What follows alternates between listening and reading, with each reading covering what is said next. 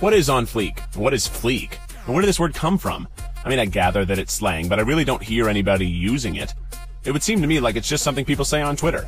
And it would appear that I'm not the only one who thinks that. So I'm gonna make this video and try to figure it out. What is on fleek?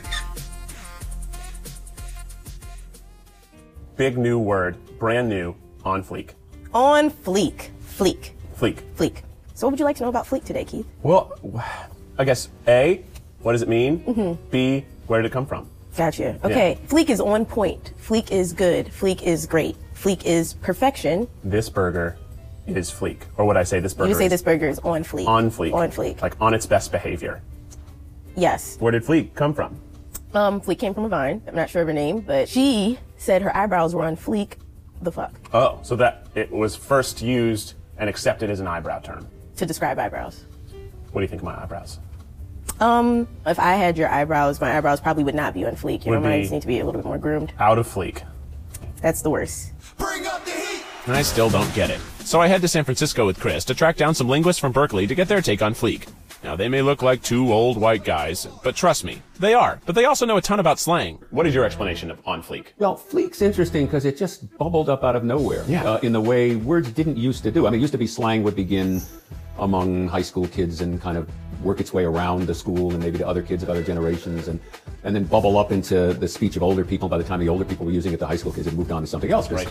The whole point of slang is to keep your language separate. Secret language. But now you can make a video or a Vine or something like that. A word catches on, the link is passed all around, and 2 weeks later there are 2 billion people who are using this expression. It's astonishing. What do you think about how virality is playing into slang? Is it legitimate? Yes, Okay. absolutely. I mean, there are people who try to introduce words into the lexicon, and generally speaking, they'll submit something to Urban Dictionary, and it's open source, and they'll put it in and say it's in the dictionary, but nobody uses it. Right. Intentional coinings are really rare, but they do happen, and that's a great example. But the speed with which slang is transmitted is sort of exponentially faster now than it ever has been because of social media. Fleek strikes me as the kind of word that everybody except that one gal with her eyebrows used in quotes. It was kind of a slang word that existed to be a slang word. Nobody ever really used it in earnest, did they? People are debating whether or not fleek is good or not. We saw this with Bay. You know what I mean? Like, they're like, fleek is corny. Why are you using that? That's the stupidest thing I've ever heard. And there are some people who accept it. I accept it. I'll use it if it's, appropriate. Yeah. I don't say it for everything. Right. I wouldn't say it in a professional setting, except for this one. Yeah. But, you have to accept it into your life. So if I really want to accept fleek, I need to understand it how it was originally popularized. I need to get my eyebrows done. Or is it my eyebrows did? I need to get my eyebrows on fleek. Da fuck. Hi, my name's Henry Von Norton. Keith, Happer's Burger. Nice to meet you, and I believe you want to have your eyebrows done today. Yeah, I want them to be perfect. You could use a little bit of waxing right here. Yep. Ooh, girl. This area won't be as sensitive already. I'm just such a beautiful boy, and I will do anything for beauty, but I'm also, emotional and sensitive. I see that. Yeah. Here you go, LaToya. It's just that I miss them already. All right. Oh, we did it. Guys, we did it. No, you did it. No, you did it. 33 years of eyebrows and probably a million other things you're good at. I'm gonna go out to the parking lot and shoot myself now. Okay, great. Everybody had an equally good time. So we just got my eyebrows done. I feel like they're perfect, but now I'm going to ask the people of Hollywood what they think of my eyebrows. And if they say on fleek, well, then I know I've done it. What do you think of my eyebrows? They're fine. Hi, my name is Michael Forrest. I've been successfully marketing and making my living on the internet for over the last 10 years since I got out of the United States Marine Corps. But more importantly, I want to talk to you about everything that you have seen on the internet. And there's a couple of reasons for that. I have spent the last 10 years going through the school of hard knocks, trial and error, tried everything that you've seen on the internet, tried every empty promise, tried every product, every system. There's only one that I came across, and that was 4 years ago, that took me from a six-figure earner on the internet to a multiple million-dollar earner on the internet. And I don't just say that number. I'm going to do something that no one else does on the internet, and that is I'm going to prove that number to you. First and foremost, I can prove it to you real briefly here. My wife and I just moved here from California. We actually live in Miami right now. We split our time up between here and Paris, where my wife's entire family lives. We live up here on the 50th floor overlooking the entire Biscayne and South Beach. I'm actually coming to you from my home office. But again, back to my point, the kind of numbers that we can do offering a training system, specialized training and educational services 24 hours a day, 7 days a week, in over 140 different countries has given us leverage like we have never known.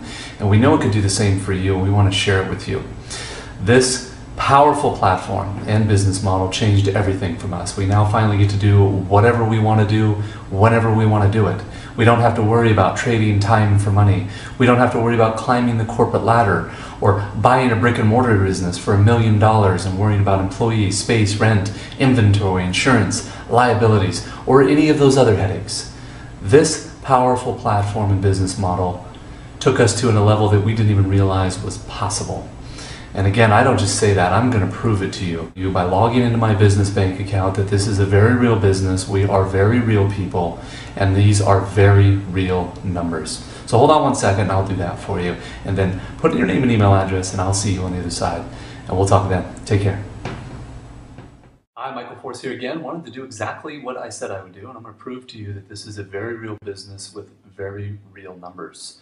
You're going to see something here that you don't see anywhere else online, frankly, because no one else can prove it.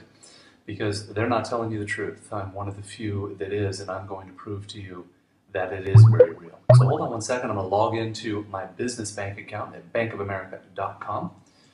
Use my company name, Advertising Inc., which is a registered S Corp out of California. We'll log in there. Show you the real profit and revenue generated with this powerful platform and model. Take a look at the statements. We'll jump around. For the last year or two, just random months, so you can see the overall averages.